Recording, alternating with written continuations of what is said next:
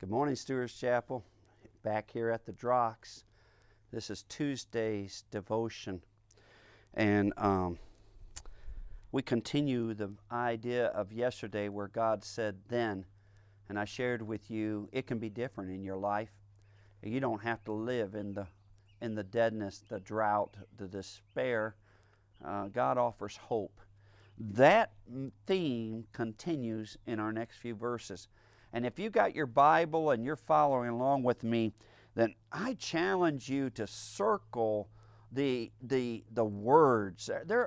These words in these verses are very strong, incredible blessings that God chooses. They're marvelous words. So I'm going to read through verses 21 through 24 of chapter 2 and listen to the words. Here's the first few words. Fear not. Fear not, O land. Be glad and rejoice, for the Lord has done what? Marvelous things. Do not be afraid. That's twice in two verses. He's basically said, don't be afraid, fear not. You beasts of the field, for the open pastures are springing up. Remember all that we've seen everywhere they look. Even the animals of the field are mourning because there's nothing. Well, all of a sudden, life is coming from everything. And the tree bears its fruit. The fig tree and the vine yield their strength. Be glad. That's another time we saw rejoice. Be glad, you children of Zion, and rejoice in the Lord your God. For he has given you the former rain faithfully, and he will cause the rain to come down for you.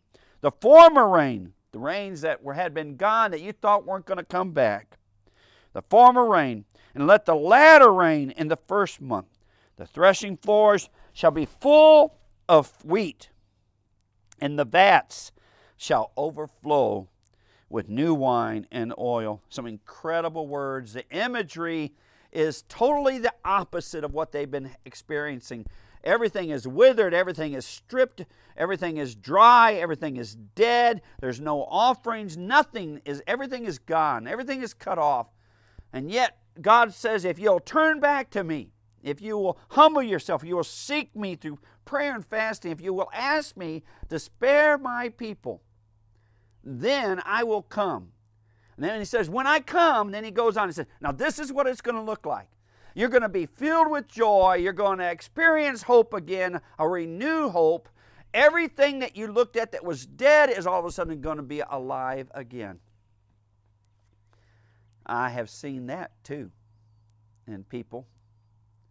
In fact, I saw that this week. In fact, just a few hours ago, a man shared with me about, and literally I remember being with the man in great, great despair just a few weeks ago. But today I sat with him as he wept from joy because God has renewed him. That's almost the exact words. Where there was nothing, God has filled it again. Now, some of you that are listening know what that's like. And some of you need that now. Some of you desperately need for God to fill you again and to overflow from within you. He desires, but as we've seen from the very beginning, the condition for that kind of renewal and revival only comes from a returning and a seeking of God. Why don't you do that?